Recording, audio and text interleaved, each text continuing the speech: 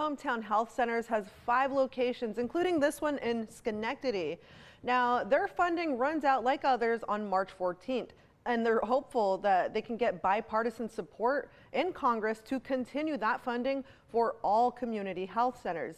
But Senator Chuck Schumer says the funding has left some wondering where they stand.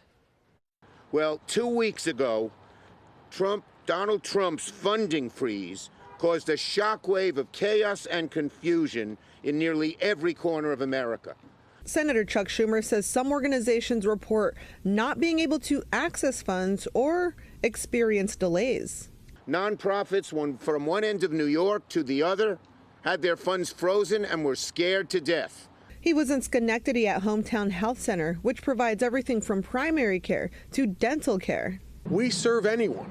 It doesn't matter who it is. You could be the richest person or the poorest person. If you need health care or another type of service, you can come to Hometown. Hometown Health Center has not experienced any funding delays or denials, but CEO Joe Gambino says 17% of their budget comes from the federal government, and they don't want to get swept up in the spending cuts. This country needs a safety net.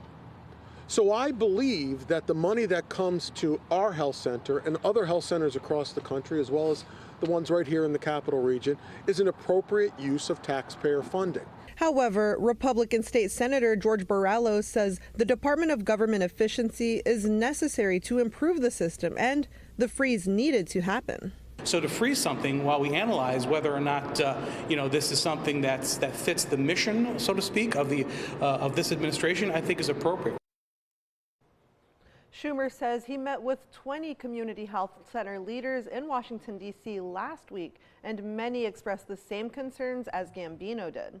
Reporting in studio, Karina Dominguez, News 10 ABC.